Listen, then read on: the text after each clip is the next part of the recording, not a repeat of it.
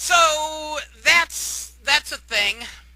Um, so there goes my review of Dark Souls. The new one that popped up that I want to review was the Real Steel game.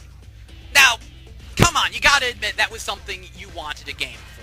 Fucking movie about robot boxing. The game practically makes itself. I know licensed games are supposed to suck, but yeah, this one makes itself. You just make a robot boxing game.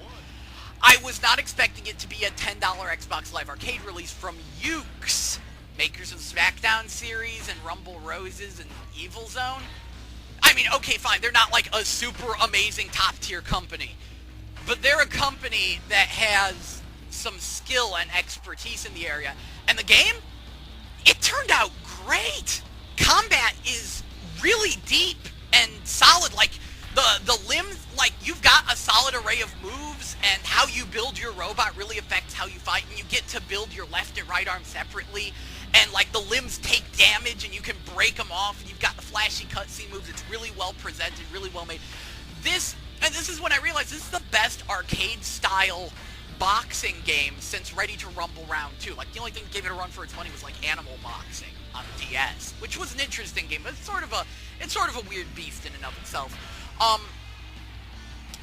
And it's not for lack of trying, because there was Facebreaker, and that was crap.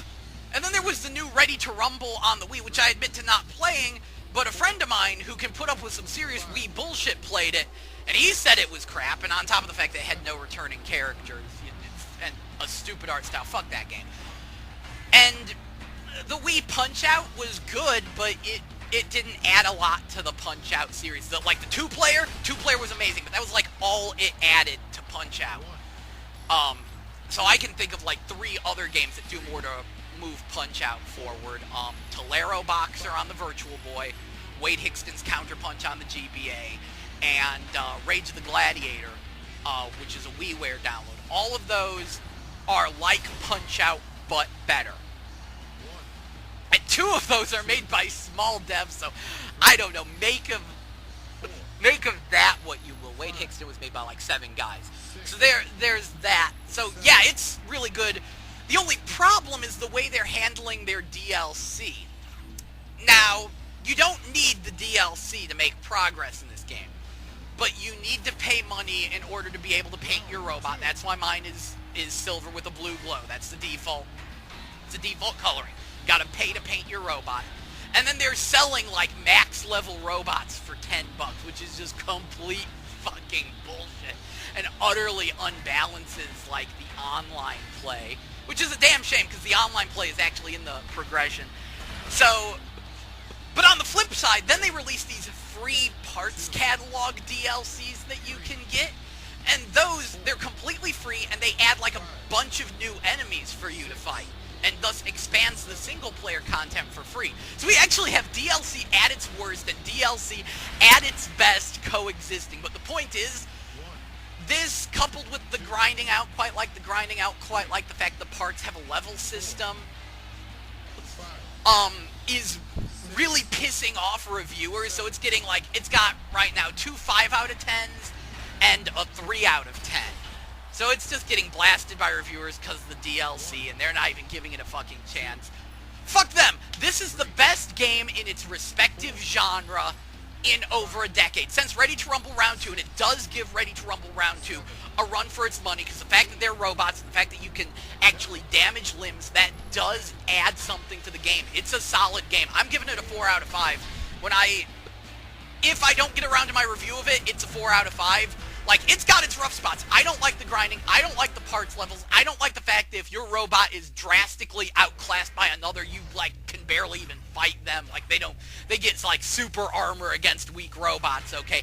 I don't like that either.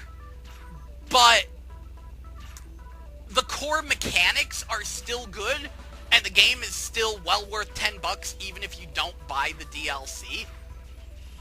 Think of it as a $13 game, though, so you can buy... But, you know what? Think of it as a $13 game, so that way you can buy the painting pack, because that's $3. And then it's cool, because it's also still worth $13. I'll give it that. It's a good game. Next time I have some cash, I'm gonna be buying the painting pack. That game That game's good. The other reason, though, that I wanted to get on the mic and talk a little bit was because of this. Well, that just about wraps things up here at UK Resistance. I hope you've enjoyed the previous 15 years, and would like to apologise to readers for the occasional break in transmission and the wavering motivation of recent months. The website that accompanies this video will remain online in archive format for the foreseeable future. However, no new updates will be appearing due to a general feeling of disconnection from a games industry that no longer accommodates or reflects our needs. That was UK Resistance's sign-off message. And I completely agree with them. I completely understand where they're coming from, where it feels like the industry doesn't... You know I have kind of weird taste. You've watched my reviews, you've seen my show, you know what's up. I have kind of weird taste. It doesn't feel like the industry is trying to cater to me anymore. I'm becoming more and more of a niche consumer, and I'm starting to feel left out. I've been gaming since the day I was born. Literally.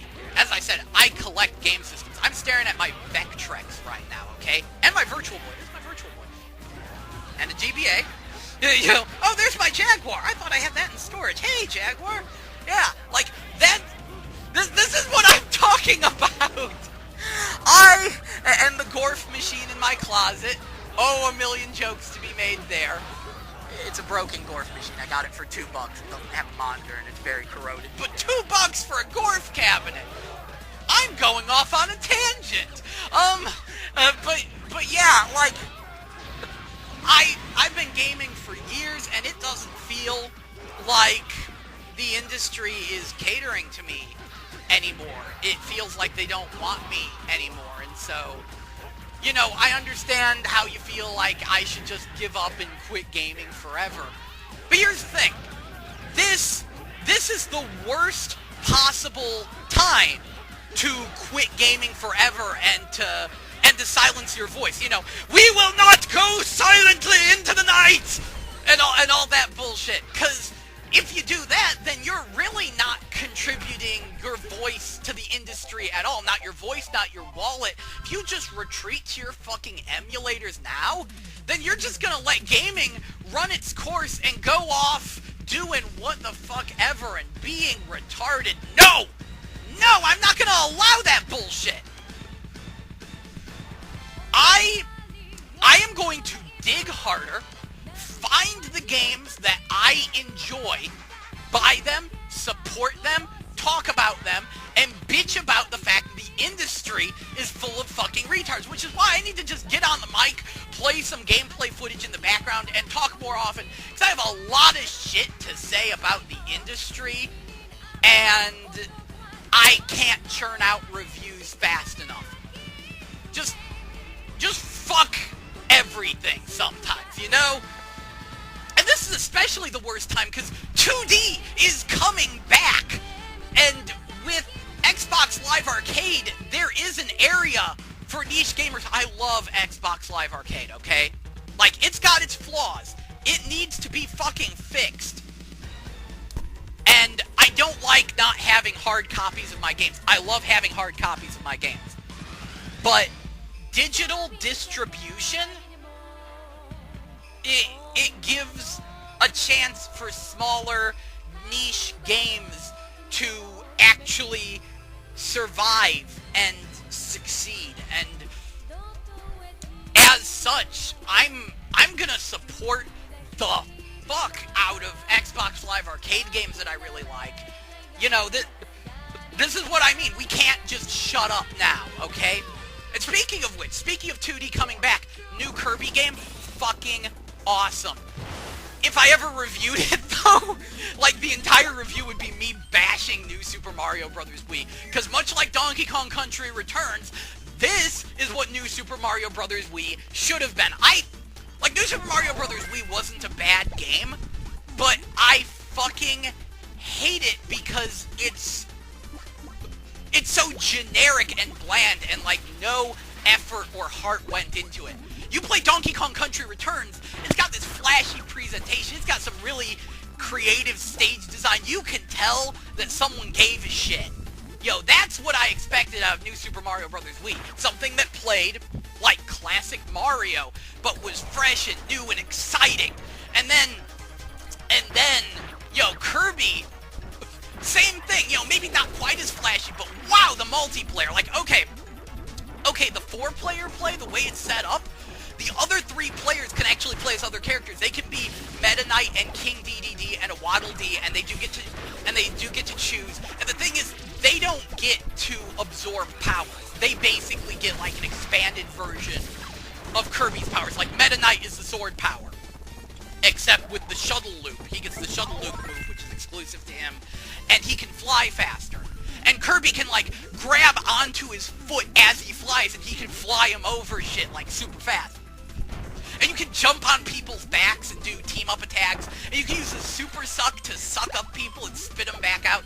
So, like, the multiplayer is awesome. But on top of that, the other players also get the choice of just being other Kirbys. If they feel left out about the fact that they can't use powers, they can just be other Kirbys if they want to. So it's super cool that you get to choose. Sadly, though, the first player, as far as I can tell, cannot be Meta Knight. Which I know there's some people who are going to complain. I don't know if more than one person can be Meta Knight, so there might be some fights over that. Nintendo, pro tip, make a Meta Knight game. It'll sell millions. Like, seriously, money in the bank. Recycle this engine, but make it harder and more of an action RPG, like have a level up system, add some more moves. Meta Knight game. Make it happen. People will buy the fuck out of it. But yeah, the new Kirby, I admit I haven't played a lot of Kirby's, and I do admit this is easy, but this is the best Kirby I've played since Superstar. It's still not Superstar, but it's good. And oh my god, whip power. But one thing that I really love is the fact that the arbitrary waggling won't get you killed in this one. Like, it's actually used right. Like, in New Super Mario Bros. Wii, if you have the propeller suit and you accidentally jostle the controller, you go flying out of control. In Donkey Kong Country Returns, if you're holding forward and you accidentally shake the controller a little too hard, you'll roll right off a cliff. Not here. Like, normally, the shaking is basically only used to add more power to existing moves. Like, you have to be holding down one and sucking already, and then you shake the controller and it becomes a super suck. So that not only makes it intentional, you know, like you can only suck up your friends with the super suck, so that means you have to do it intentionally, but it means that you're not going to get yourself killed with it. Like, there's a few other moves where it's like, press these buttons and shake the controller and it becomes a more powerful variant of the move. The only time just shaking the controller is used, and this is brilliant, is for the spark slash plasma power. You know how you like move the D-pad around and charge up your charge? Well, you can still do that. You can also charge it up by shaking the Wiimote. And that works so much better. So, holy crap, the pointless waggling of the Wiimote is actually used for good for once. So, the new Kirby, pretty awesome. And also, I gotta talk about this Go Vacation. Namco is fucking insane.